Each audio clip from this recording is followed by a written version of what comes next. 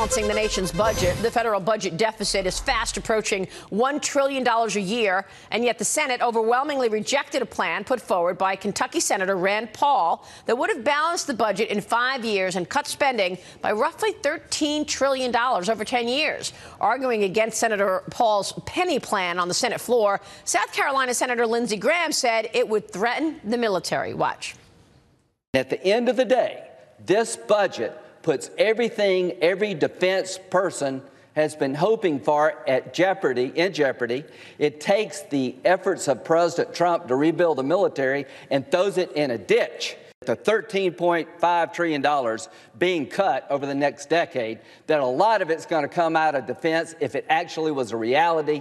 If you take defense and Social Security off the table, it is a joke. Now is not the time to be funny. Now's the time to be serious. Joining me right now is Kentucky Senator Rand Paul. Senator, thanks very much for joining us this morning. He says it's not the time to be funny. Your reaction to your colleague's criticism? You know, I think Lindsey Graham's not really a conservative. I would call him a big government Republican. To him, feeding the military-industrial complex is his priority. It really isn't balancing the budget. But most Republicans, like Lindsey Graham, say they are for a balanced budget amendment. The amendment they have voted for says we would balance in 5 years. So I think there's a bit of hypocrisy in that they say, oh, yes, I'm for the balanced budget amendment, and they vote for it. But then when it comes to actually voting for a budget that balances in 5 years, they won't do it. The other thing that's wrong about what he's saying is the budget we put forward didn't have any specific cuts in the military. It cut 1% of the budget, and it's not really $13 trillion. 1% of the budget is $32 billion. The budget that we vote on is $3.2 trillion. 1% is $32 billion. You cut $32 billion every year for 5 years, and it balances. The $13 trillion number comes from the proposed increases. So they're proposing to increase government by $13 trillion. If you freeze government, they say, oh, you've cut $13 trillion. No, we haven't. We've frozen spending. And so what we're talking about is cutting spending by 1%. It's $32 billion. But you cut out all the proposed increases. That's where they get these large numbers. They were never real numbers. They're just numbers they want to increase government spending by. What do you say to those people, though, who say, look, we needed to do this because we need the money for the military? Look at the Navy right now. 50% of the planes are not flyable because they need updating. Right. I think there is an argument, a debate we should have in our country over whether or not the military budget is too small or whether our mission is too big. I think we're in too many wars. I think we've been in Afghanistan for too long. We spend $50 billion a year in Afghanistan, building bridges, building hotels that never get completed. My staff just came back, and we spent $90 million on a luxury hotel. Taxpayer money that was never completed is so dangerous that our troops now patrol it to keep snipers out of it. And you know what they're getting ready to do? They're going to sell it to the State Department. One part of government's going to sell it to another part of government, and the State Department's going to raise the whole thing. They're going to demolish this hotel. Will never be built. $90 million flushed down the toilet, but it's $50 billion a year. People like Lindsey Graham want to continue that forever. He's like, we must stay in Afghanistan forever. But I've talked to the president about this, and I think the president's more on my wavelength. President Trump says it's time that we reconsider, engagements like the 17-year war in Afghanistan. Well, he also said that about Syria, and a lot of people feel that if you leave Syria right now, you open up a vacuum like we did in Iraq when President Obama pulled out of Iraq and ISIS got strong. But I think the vacuum was created by toppling Saddam Hussein. So the neocons, they say we should be everywhere and they want to topple Assad. So Lindsey Graham and the neoconservatives, they want to topple Assad. What will that be? A bigger vacuum that we will then either have to occupy that space or chaos happens. Yeah. They wanted to get rid of Gaddafi. They did, and now terrorism and civil war reigns in Libya. So the argument that those of us who want less intervention is that if you topple these regimes, you create the vacuum, and then you create the argument that the U.S. troops then have to stay forever. So I think we should quit creating chaos.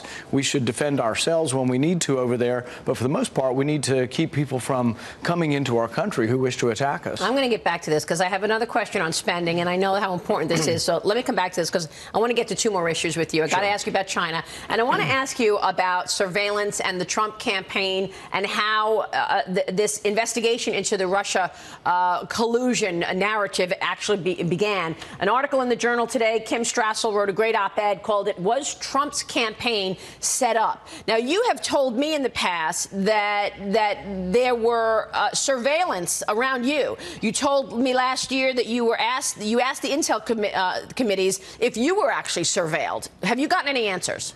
We asked repeatedly because there were rumors about specific conversations. In fact, there were rumors of specific conversations I had with President Trump before he was president, that there were contents of that conversation that were collected in intelligence reports. They deny it, and I was never given any information other than some incidental things of, like, you know, your credit card history being looked at or something. There was never, they say, any CIA surveillance of this. But we've asked Gina Haspel the same thing. Was I surveilled? But also, more importantly, was President Trump and others in the presidential campaign? She categorically denies that the CIA did anything, and she goes further, and this is pretty important. She says that they never cooperated with British intelligence. And I ask her specifically, did British intelligence give you information on the Trump campaign? And she says no. She said this to Richard Burr, who has now said to me that his word of honor is that he will vouch for what Gina Haspel said. No intelligence was given from the British intelligence to CIA on President Trump's campaign. Was this when John Brennan was running the CIA? Yeah, and the thing is that's big news, because I'm not so sure I believe what they're saying. I actually do think there is going to be information come out that the British intelligence, and they're going to say, oh, we were just accidentally, we weren't. You see, this is the nuance of words. They say, oh, we weren't spying on Trump, we were spying on someone else, but then we got up conversations, and then I think they did report those to Brennan. But Gina Haspel is categorically denying that they got information for the British intelligence. And if what I'm saying today is not her opinion, she needs to speak up today, and she needs to say, did British intelligence give information to John Brennan? Was there a meeting between the two where they exchanged information gained incidentally or otherwise about President Trump's campaign? I think they did. Could she be unaware of it? And could it be that it happened at the FBI and the Department of Justice and not the CIA? That's what I mean. The way these people answer you is they get a team of lawyers and they do everything to obscure the truth. They know what we want to know. Did British intelligence give information to the United States on the Trump campaign? Because the thing is that shouldn't be happening. The CIA will tell you we're not allowed to investigate Americans unless there's sort of an espionage charge or whatever. We're not allowed to investigate Americans. And so they said they didn't, but still the question is, are they obtaining information? You know, Kimberly Strassel's report talks about a working group. Yeah. All these different people at the CIA and the FBI getting together in a room and talking about how they can infiltrate the Trump campaign. I think there's a lot more that we're going to find out about this, but I think it's interesting that Haspel is now on the record denying all of it, denying that the CIA had anything to do with collecting information or receiving information from foreign intelligence, and that's a big deal. Her response. And they got a FISA warrant to spy on Carter Page, among other people. Do you think there's going to be accountability in this story? There was clearly an abuse of power at the top of the FBI. I think one of the most important stories was right after the election. President Obama's team, many of the people said, oh, we're spreading this information. They were acting like they were angels, and they were going to spread information on Donald Trump throughout all of the intelligence agencies. Well, maybe they weren't angels. Maybe they were concocting a conspiracy to try to taint the new Trump administration by creating this narrative. But it's interesting. The only thing we really do know about communication with Russians is that the Clinton campaign bought and paid for a dossier that includes money that probably went to Russians. That's so right. The Clinton money probably went through Steele to his Russian contacts, and they created this sort of narrative that seems to be unsubstantiated. I got to ask you about China real quick, but we want to take a break because there's a real debate about national security. Stay with us. Rand Paul will be right back. I am back with Kentucky Senator Rand Paul, and we were talking about the investigations into the FBI and the DOJ. Do you think this goes all the way up to President Obama in terms of spreading false information about the Trump campaign during the election? I think that was one of the big blockbuster stories at the end of the campaign when Trump won, was that high-ranking administration officials in President Obama's administration were spreading this information about. I think John Brennan was one of those. And the question is he spreading the truth about, or is he spreading falsehood about? Was he part of concocting a sort of a big story, creating a sting or creating a story about President Trump? So it could go up to President Obama. I think we'll never know. Do you think they're going to be truthful about a conversation between President Obama and John Brennan? I think they're both big partisans, and so who knows? But this is why why I want the intelligence community to have more controls on it, because Republicans could do this, Democrats could do this. We need to separate the power, and we need to have more involvement with that power is overseen by the judicial branch, where they're required to get warrants before they do things. Well, they can't get documents. I mean, the committees are trying to get documents to figure all this out. Let me switch gears and ask you about China. There's a conversation happening right now about China perhaps agreeing to cut $200 billion from the trade surplus. But what is America giving up on that? You tweeted about the ZTE situation with the president. Your thoughts on the president agreeing to $200 billion in cuts? And by the way, China is now denying that it's actually made that agreement. I've never been a big believer that we should look at the balance of trade numbers or trade deficits that they mean much. Nobody cares about the trade deficit between Michigan and Texas, so I'm not as concerned about those numbers.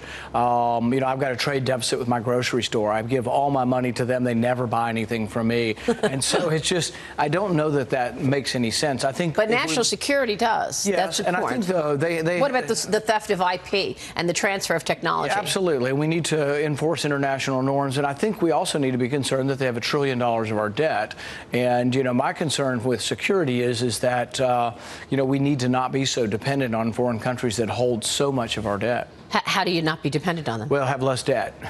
Yeah, there you go. Back to the balanced budget conversation. Right. That's right. Do you think we will see what's the timing in terms of your bill, in terms of actually getting a balanced budget? Well, what I point out in the bill is that it would take a lot of work over about a 5-year period, but you don't have to cut 1%. There isn't the stomach for it. Republicans are in the abstract for balanced budgets, but as you saw yesterday, the majority of the Republican senators are actually not really for a balanced budget. They're only for it in the abstract. So part of having the vote was to point out who really is for a balanced budget and who really just pretends. Senator, it's good to have you on the program. Thank you. Thank you so much, Senator Rand Paul. We'll be right back.